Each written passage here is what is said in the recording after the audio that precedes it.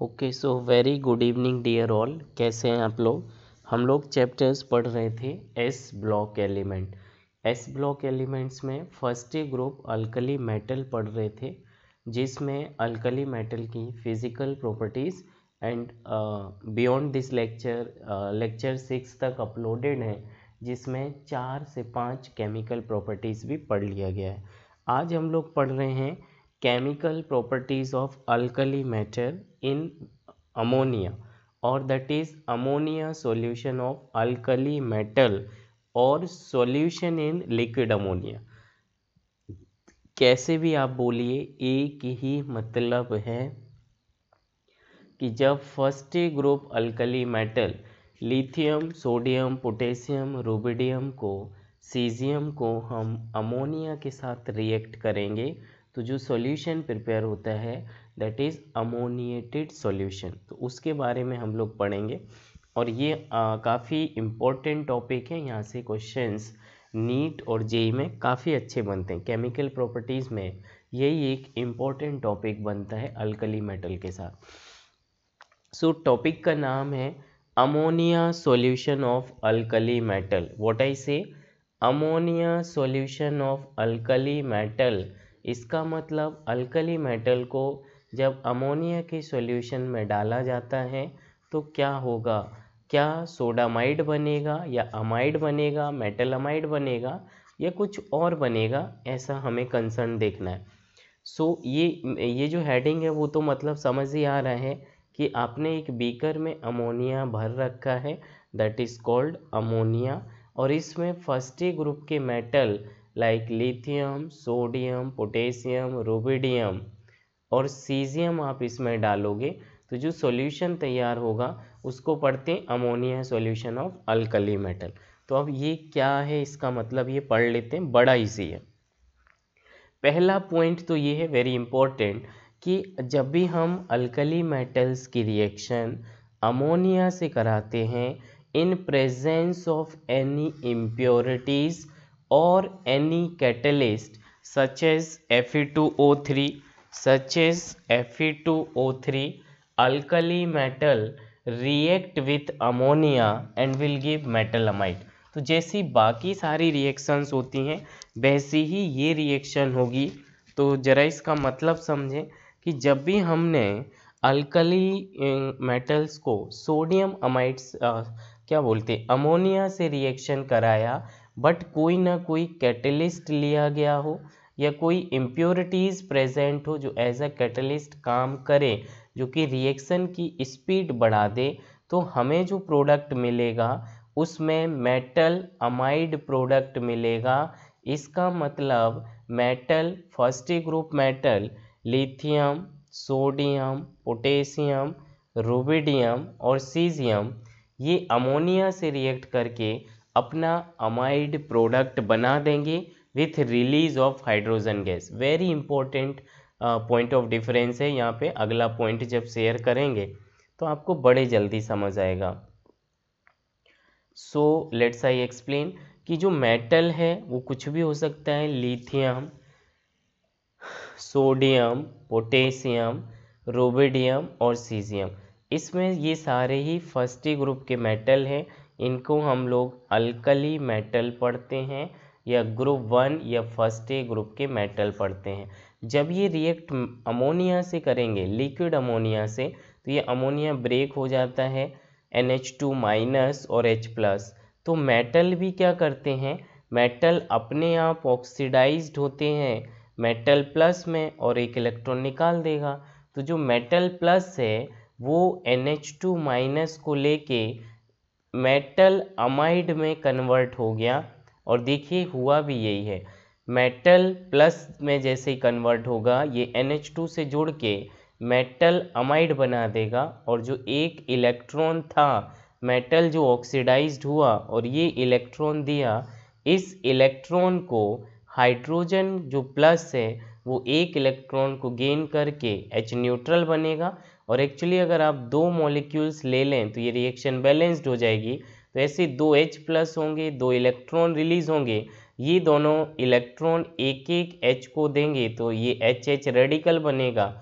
और आपस में जुड़ के H2 गैस के फॉर्म में निकल जाएगा। So metal get oxidized and will remove one electron. उस एक इलेक्ट्रॉन को ये H+ लेगा तो half molecules of hydrogen gas निकली। और अगर आप इस रिएक्शन को बैलेंस कर दें तो 2 मोल्स ऑफ मेटल लोगे तो 2 इलेक्ट्रॉन निकलेंगे, 2 H के साथ ये H2 गैस के फॉर्म में निकल जाएगा। सो कहने का मतलब ये है कि अगर आप मेटल की रिएक्शन, अगर आप अल्कली मेटल की रिएक्शन लिक्विड अमोनिया से करा रहे हो but in presence of any catalyst, जो भी आप कैटलिस्ट लेना चाह रहे हैं, कोई भी कैटलिस्ट ले लीजिए जो रिएक्शन के रेट को इंक्रीज करा दे, प्रमोट करे, तो उस टाइम पे जो प्रोडक्ट बनेगा वो मेटल अमाइड बनता है और हाइड्रोजन गैस रिलीज होगी। But this is the difference in the next point. Second difference या सेकेंड पॉइंट देखिए, और जो अभी तक हमने पहला पॉइंट बोला कि अल्कली मेटल अमोनिया के साथ रिएक्ट करके मेटल अमाइड बना रहे और हाइड्रोजन गैस रिलीज कर रहे, यहाँ पे ऐसा नहीं है। अगर आप इम्प्योरिटीज़ एब्सेंट कर देते हैं, इन एब्सेंस ऑफ इम्प्योरिटीज़ और कैटलिस्ट, कोई कैटलिस्ट या इम्प्योरिटीज़ अगर एब्सेंट करते हो और ये रिएक्शन काफ़ी लोअर टेम्परेचर पे चल रही है, तो सारे alkali metal lithium, sodium, potassium, rubidium और सीजियम ये सोडामाइड ना बना के, क्योंकि रिएक्शन इतनी स्लो है, टेम्परेचर इतना कम है कि इन दोनों का कोलिजन कम होगा, तो ये अल्कली मेटल उसी बीकर में उस लिक्विड अमोनिया में डिज़ोल्व हो जाएंगे और ये केमिकली रिएक्शन करके अमाइड नहीं बनाया, उसी में डिज़ोल्व हो गया, उसी में घुल गए। अब घुल गए तो क्या बना वो तो आगे का पार्ट है, बट ये सोडामाइड या मेटल अमाइड नहीं बनाएंगे। तो सवाल है ऐसा क्यों हुआ? अगर आप कैटलिस्ट एब्सेंट करते हो, इम्प्योरिटीज़ नहीं लेते हो या बहुत लो टेम्परेचर पे रिएक्शन करा रहे हो अल्कली मेटल की इन लिक्विड अमोनिया में, तो ये लिक्विड अमोनिया में ही सारे मेटल डिज़ोल्व हो जाएंगे। और यहाँ पर ऐसा होने का रीज़न है क्योंकि रिएक्शन बहुत स्लो हुई, रिएक्शन आपस में अमोनिया और मेटल रिएक्ट नहीं किए, तो हुआ क्या कि जितने भी मेटल थे वो अमोनिया में डिज़ोल्व हो गए। अब ये जो X+ by moles of ammonia, these are the moles of ammonia molecules, ammonia molecules के मोल्स लिए गए X+ बाई। तो ये मेटल जो होता है, metal get oxidise to metal plus और एक इलेक्ट्रॉन निकालेगा। तो अमोनिया में कुछ चीज़ें मेटल के साथ, मान लो X मोल्स मेटल के साथ जोड़ेगा और बाई मोल्स इलेक्ट्रॉन के साथ अमोनिया के मॉलिक्यूल जुड़ जाएंगे। डिज़ोल्व करोगे मतलब कितने, जो ये मेटल है ये ऑक्सीडाइज होता है, तो कुछ एक मोल्स ऑफ अमोनिया मेटल को घेर लेंगे, मेटल को स्टेबलाइज करेंगे और कुछ एक मोल्स ऑफ अमोनिया इलेक्ट्रॉन को स्टेबलाइज करेगा। यही एक इम्पॉर्टेंट पॉइंट्स है जो समझने का है, जो कि मुझे लगता है कि लमसम 100 में 95% टीचर्स फॉर द JEE और नीट लेवल इस चीज़ को एक्सप्लेन नहीं करते हैं कि ये क्या लिखने का मतलब है, X+ by of ammonia moles का क्या मतलब है, क्यों ये मेटल को स्टेबलाइज किया, इलेक्ट्रॉन को किया, क्या इन क्या। तो मैं शायद ट्राई करूँगा अपनी तरफ से कि मैं बेस्ट एक्सप्लेनेशन करूँ और ये जो भी केमिकल इक्वेशन लिखूँ उसको प्रॉपरली एक्सप्लेन करूँ। लेट्स सी गाइस, तो ये जो मेटल है ये प्लस है, तो अमोनिया के पास लोन पेयर होता है और ये इसको कैटाइन को अमोनिया का लोन पेयर डाइपोल फोर्स से स्टेबलाइज करेगा, स्टेबल करेगा, अट्रैक्ट करेगा। कैसे हुआ आगे देखते हैं। और कुछ जो इलेक्ट्रॉन निकले हैं उन इलेक्ट्रॉन के साथ Y molecules of ammonia associate हो गए और मेटल के साथ X number of moles of ammonia associate हो गए। So metal cationic part, ammonia लिखोगे within whole bracket X molecules, X mole of ammonia attached with the metal and Y moles of ammonia attached with the electron. तो इसको हम लोग पढ़ते हैं ammoniated cation या मेटल कैटाइन और ammoniated electron. तो देखिए मेटल करता क्या है, मेटल एक इलेक्ट्रॉन को लूज करके मेटल प्लस में ऑक्सीडाइज हो जाता है। जब वो अमोनिया में डिसॉल्व किया एट लो टेम्परेचर पे, तब ये ऐसा करके x mole of ammonia metal से जुड़े और by moles of ammonia electron को घेर के इलेक्ट्रॉन को स्टेबलाइज किया। अब जरा देखिए, ये मैंने इसको रिप्रेजेंटेशन करके दिखाया है कि ये जो केमिकल इक्वेशन लिखा है उसका क्या मतलब है, और मोर एक्सटेंड मैंने इसको एक्सप्लेन करने की कोशिश की। सो देखिए ये जो लिखा हुआ है यहाँ पे जो मेटल है, जरा देखें, now it is visible to all. ये जो मेटल है, मेटल क्या करता है, देखिए मेटल गेट ऑक्सीडाइज्ड, कोई भी फर्स्ट ग्रुप का metal get oxidise to M+ और एक इलेक्ट्रॉन निकाला। इसको हम अमोनिएटेड मेटल कैटाइन पढ़ने लगते हैं, उसका मतलब समझना है। तो जो मेटल का पॉजिटिव चार्ज था, एक इलेक्ट्रॉन लूज करने पे खुद पे प्लस चार्ज आया, तो अमोनिया के पास लोन पेयर ऑफ इलेक्ट्रॉन है। ये लोन पेयर इलेक्ट्रॉन इस मेटल कैटाइन को स्टेबलाइज करेगा, अपना इलेक्ट्रॉन डोनेट करेगा, अपना loan pair of electron donate किया और इस कैटाइनिक पार्ट को स्टेबलाइज किया। तो अमोनिया के पास मोर इलेक्ट्रोनेगेटिव होने की वजह से माइनस, और हाइड्रोजन के पास पार्शियल पॉजिटिव चार्ज, मतलब ये एक डाइपोल मॉलिक्यूल्स है जिसमें डाइपोल एग्जिस्ट करता है। तो this is the attraction between ions and dipole, और ऐसी स्टेबिलिटी ऑफ कैटाइन को हम बोल रहे हैं आयन डाइपोल अट्रैक्शन फोर्स। तो नाइट्रोजन का लोन पेयर या negative part due to dipole of nitrogen attracted toward the cationic part of metal, और इसको स्टेबलाइज किया। इसका मतलब हमने बोला कि this metal at cation get stabilise by x number of nitrogen, x number of ammonia molecules, और इसको मिला के पढ़ दिया हमने अमोनिएटेड मेटल कैटाइन। तो यहाँ पे जैसे ये फर्स्ट लेयर ऑफ अमोनिया इस मेटल को चारों तरफ से घेरेगा, तो नाइट्रोजन पे नेगेटिव, तो हाइड्रोजन पे partial positive. Now this partial positive of H atom is also get stabilise by another molecules of ammonia जिसका लोन पेयर, और यहाँ पे H+ of one molecules of ammonia get stabilized by H- of another molecules of ammonia। तो यहाँ पे जो force लग रहा है या स्टेबिलिटी हो रहा है या लेयर्ड स्ट्रक्चर बन रहा है, पहले मेटल कैटाइन है और ये चारों तरफ से अमोनिया है। अमोनिया के जो H है वो H atom is again stabilise by another ammonia का लोन पेयर। तो इस तरीके का जो फोर्स एग्जिस्ट कर रहा है, दैट इज एक एटम पे पार्शियल पॉजिटिव, अगले पे पार्शियल नेगेटिव। तो नाइट्रोजन का नेगेटिव और यहाँ हाइड्रोजन का पॉजिटिव दोनों ही डाइपोल है। तो इसको हमने पढ़ा डाइपोल डाइपोल अट्रैक्शन, जो कि वीक फोर्स होता है। Then ion dipole attraction, metal cation is ion, nitrogen का lone pair is dipole. So metal cation या ion dipole attraction is stable और more stable than dipole dipole force, और इस तरीके से सारे अमोनिया के मॉलिक्यूल्स इस मेटल कैटाइन को स्टेबलाइज करने में लग जाएंगे।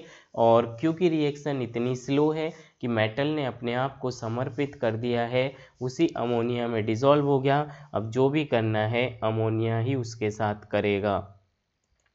दूसरा जो था इलेक्ट्रॉन जो रिलीज हुआ, metal get oxidise to metal plus और एक इलेक्ट्रॉन निकला। तो कुछ अमोनिया के मॉलिक्यूल्स नाइट्रोजन के लोन पेयर से इस मेटल को स्टेबलाइज करेंगे और कुछ अमोनिया के मॉलिक्यूल्स इस इलेक्ट्रॉन को स्टेबल करेंगे।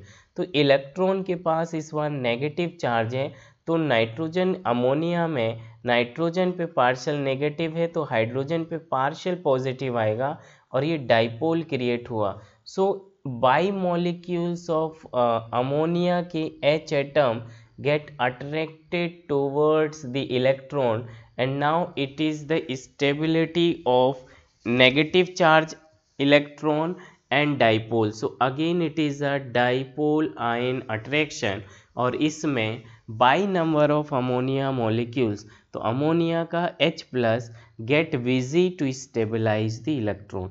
सो कुछ मॉलिक्यूल्स ने कैटाइन को स्टेबल करने में अमोनिया के यूज़ हो चुके हैं और ऐसे मॉलिक्यूल्स को X नंबर मान लिया।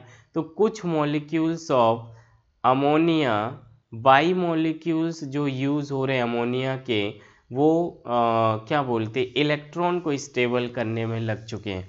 सो now the reaction get stabilise, और स्लो रिएक्शन होने की वजह से मेटल रिएक्ट करके कोई प्रोडक्ट नहीं बनाया, बल्कि खुद को ही उस अमोनिया में समर्पित कर दिया और ऑक्सीडाइज हो गया मेटल प्लस, और एक इलेक्ट्रॉन निकाला।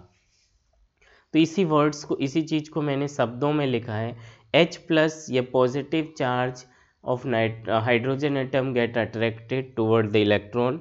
इट मीन्स इलेक्ट्रॉन को चारों तरफ से अमोनिया के H एटम ने घेर लिया है, और उसको हम लोग मिला के पढ़ते हैं अमोनिएटेड इलेक्ट्रॉन। क्या पढ़ते हैं? अमोनिएटेड इलेक्ट्रॉन, और लिखते हैं इलेक्ट्रॉन अमोनिया और उसके by moles, so it is read as ammoniated electron.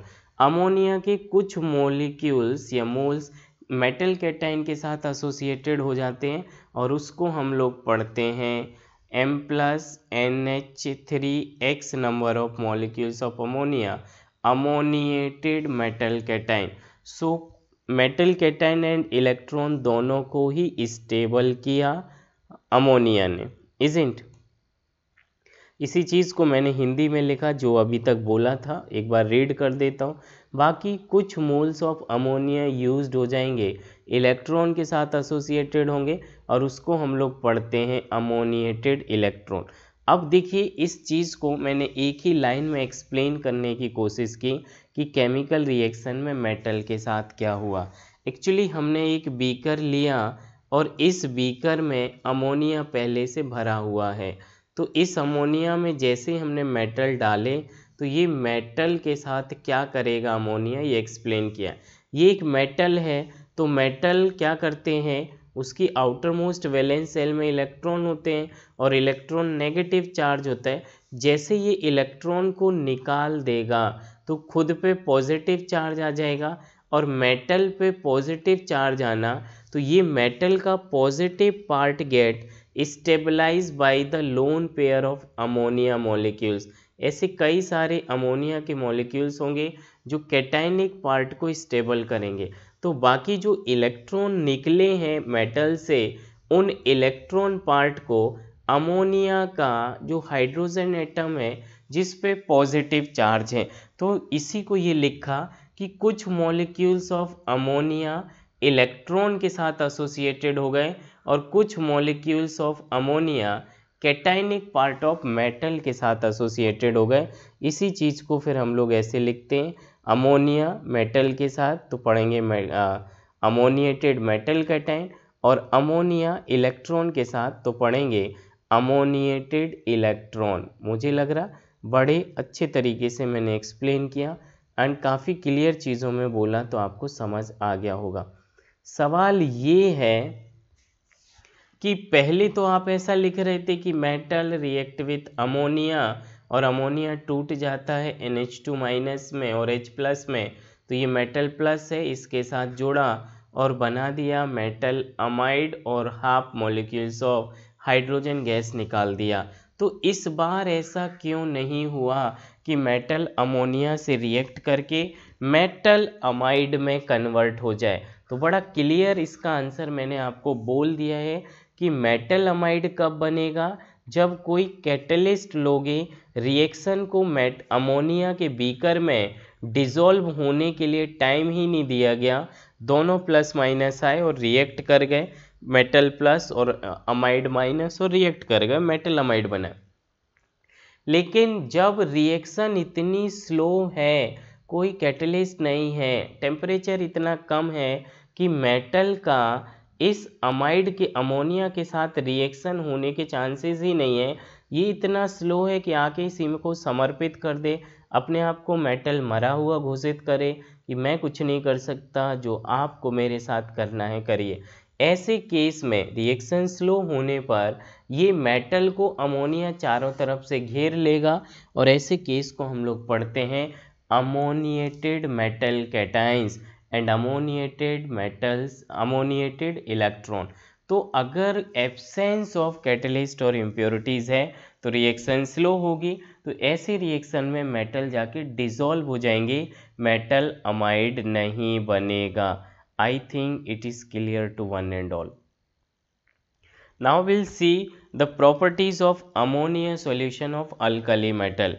जो अल्कली मेटल को अमोनिया में डिसॉल्व किया तो उसको फिर हम लोग पढ़ने लगे अमोनिया सॉल्यूशन, अल्कली मेटल का अमोनिया सॉल्यूशन।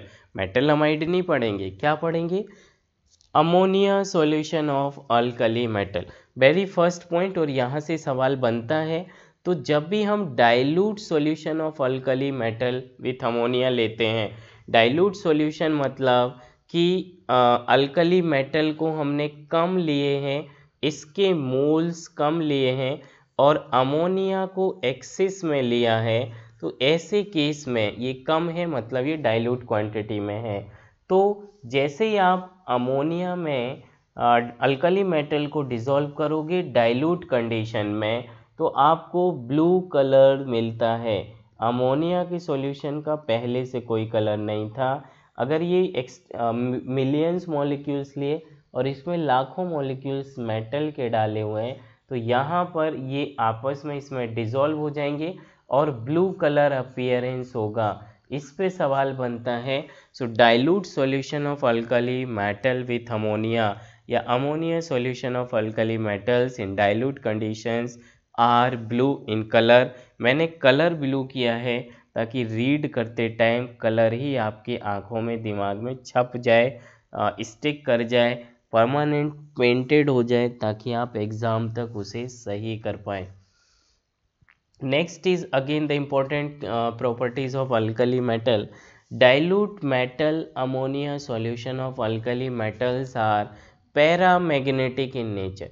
ये क्लियर नहीं दिख रहा तो मैं एक बार और लिख दूं, ये लिखा है पैरामैग्नेटिक, और पैरामैग्नेटिक है due to free unpaired electron. इस चीज़ को मैं एक बार दिखा दूं, वैसे आपने पढ़ लिया है। मेटल को हमने कम क्वांटिटी वाइज लिया है इसलिए उसे डाइल्यूट सॉल्यूशन बोला, और अमोनिया के X+ बाईमोल्स एक्सिस में लिए हैं, तो ये करेगा क्या? अमोनिएटेड मेटल कैटाइंस और अमोनिएटेड इलेक्ट्रॉन बनाएगा। ये जो मेटल ऑक्सीडाइज्ड हुआ, मेटल प्लस में और एक इलेक्ट्रॉन निकाला, इस इलेक्ट्रॉन के एक अनपेयर्ड इलेक्ट्रॉन सॉल्यूशन में अवेलेबल होने की वजह से, फ्री इलेक्ट्रॉन होने की वजह से ये सॉल्यूशन ब्लू इन कलर हुआ, और coloured are due to only the unpaired electron, और अनपेयर्ड इलेक्ट्रॉन का होना that is called paramagnetic in nature. So second point हमने यही बोला कि ब्लू कलर जो आया that is due to unpaired free electron, और ये केमिकल रिएक्शन में आपको लिखना सिखाया कि एक बनता है मेटल कैटाइन और दूसरा बनता है अमोनिएटेड इलेक्ट्रॉन। अब सवाल ये है कि क्यों ये एक अनपेयर्ड इलेक्ट्रॉन है? तो जो फ्री इलेक्ट्रॉन है, जैसे ही मेटल ऑक्सीडाइज होता है तो मेटल प्लस बनेगा, और एक जो इलेक्ट्रॉन निकालता है वो लेस इन नंबर होने की वजह से इलेक्ट्रॉन आपस में पेयरिंग नहीं कर पाएगा, और जिसकी वजह से ये अनपेयर्ड रहेगा। और अनपेयर्ड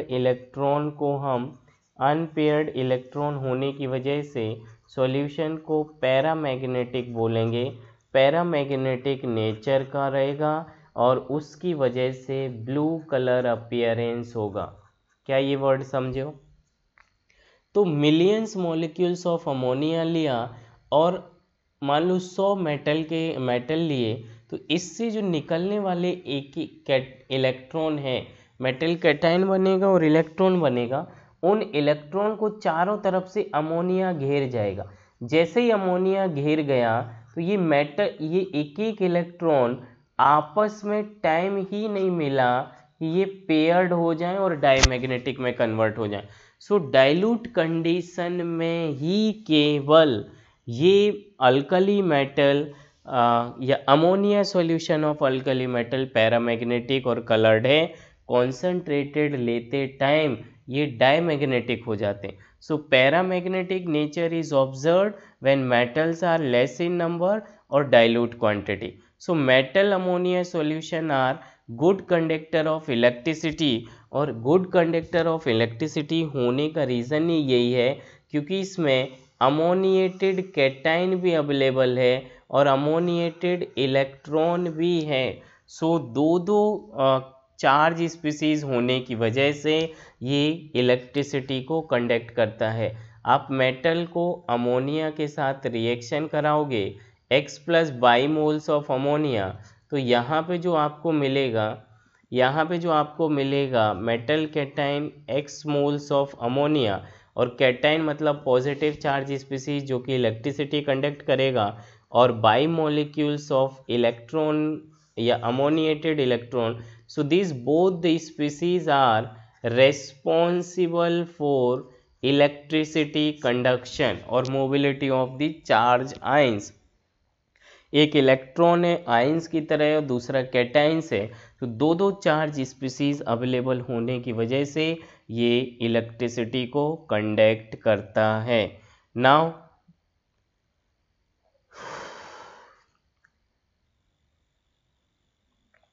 इसी पॉइंट को हमने एक्सप्लेन किया है। Metal X plus by molecules of ammonia excess, ये कम क्वांटिटी। मेटल कैटाइन की वजह से भी इलेक्ट्रिसिटी कंडक्ट किया। फ्री इलेक्ट्रॉन अवेलेबल होने की वजह से भी इलेक्ट्रिसिटी कंडक्ट किया। Now the very important point again changes कि अगर हमने कॉन्सनट्रेटेड मेटल कैटाइन सॉल्यूशन लिया, concentrated solution of alkali metal in ammonia are diamagnetic in nature, और वो ब्रॉन्ज कलर का होता है, तांबे का कलर का सॉल्यूशन होगा जो कि ओरिजिनल कलर ऑफ अमोनिया का है। वहाँ पर मेटल के डिज़ोल्व होने की वजह से ब्लू कलर नहीं आया। तो इस चीज़ को मैं एक बार फिर से कंपैरेटिवली स्टडी करूं, जब इलेक्ट्रॉन कम थे और अमोनिया सॉल्यूशन एक्सेस में था तो पेयरिंग पॉसिबल नहीं था, बल्कि अमोनिया इन इलेक्ट्रॉन को अनपेयर्ड रखेगा और चारों तरफ से घेर लेगा, और ऐसे में paramagnetic nature due to unpaired electron and blue colour. इस बार मेटल को एक्सेस में लिया गया है और अमोनिया को लेस क्वांटिटी में लिया गया है। सो एक्सेस में हमने जब मेटल लिया, मेटल इन एक्सेस, तो इसे हमने कॉन्सनट्रेटेड बोला, और अमोनिया सॉल्यूशन कम है, तो जब एक्सेस में मेटल ऑक्सीडाइज होगा तो हर एक इलेक्ट्रॉन मिलेंगे, और ये इलेक्ट्रॉन के पास चांसेस हैं कि आपस में पेयर कर लें और ऐसे अपोजिट स्पिन को गेन कर लें, और पेयरिंग हो जाने की वजह से ये डायामैग्नेटिक इन नेचर में बदल गया, एंड डायामैग्नेटिक नेचर का कोई कलर नहीं है।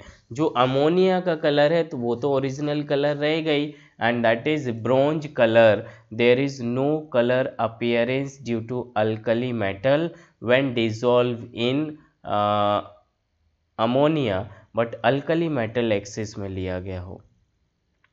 The last chemical properties of alkali metal solution or solution of alkali metal in liquid ammonia, जैसे भी तुम पढ़ पाओ समझ पाओ। solution in liquid ammonia, ammonia solution of alkali metal। alkali metal ammonia solution मतलब अमोनिया में अल्कली मेटल ने अपने प्राण त्याग दिए, उसी में डिसॉल्व हो गया, रिएक्शन नहीं की। Are strong reducing agent due to presence of solvated electron. क्योंकि हम क्या करते थे कि जो मेटल था, मेटल को जैसे ही X plus by moles of ammonia में डिसॉल्व किया तो ये हमें बना देता था मेटल कैटाइन अमोनिया के साथ X मोल से एसोसिएट हुआ, इलेक्ट्रॉन अमोनिया के साथ बाई मोल से एसोसिएटेड हुआ।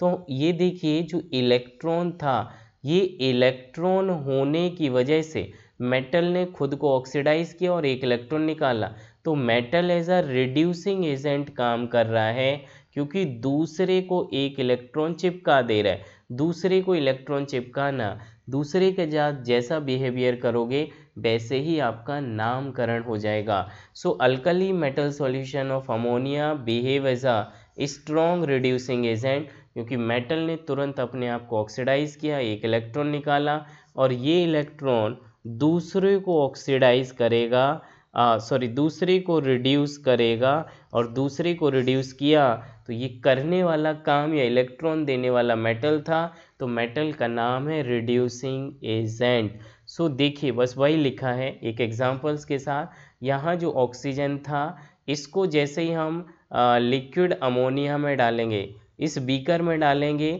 जिसमें अल्कली मेटल और अमोनिया का सॉल्यूशन था, तो वहाँ पर एक अमोनिएटेड इलेक्ट्रॉन अवेलेबल है।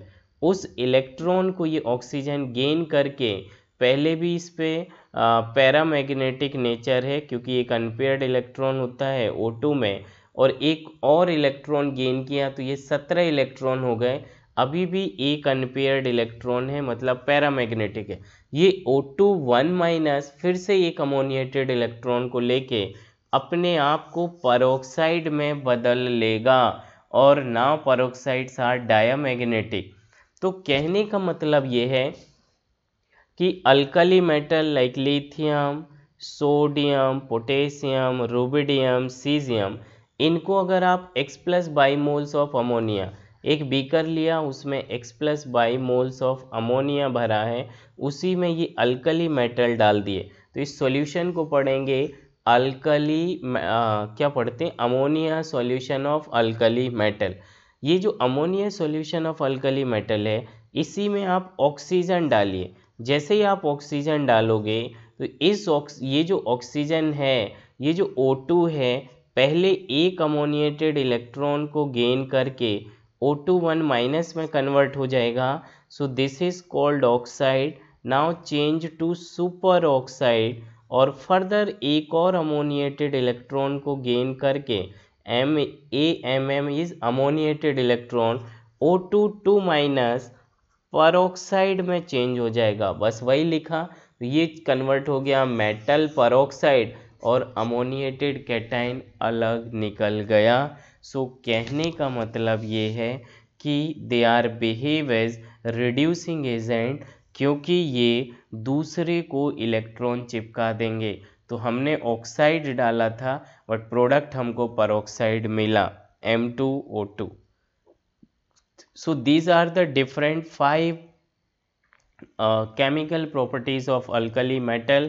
प्लीज़ इसको पढ़ें, रिवाइज करें, बड़े सिंप्लीफाइड फॉर्म में मैंने एक्सप्लेन किया। केमिकल रिएक्शन कैसे होती, X+ by moles of ammonia लिए गए, डाइल्यूट का क्या मतलब है, कॉन्सेंट्रेटेड अल्कली मेटल का क्या मतलब है, ब्रॉन्ज कलर का क्या मतलब है, ब्लू कलर कब आता है, रिड्यूसिंग एजेंट कब पढ़ोगे, ये सब काफ़ी क्लियरली एक्सप्लेन किया। Just I request to everybody, please go through it and solve the question from any of the reference book. Thank you.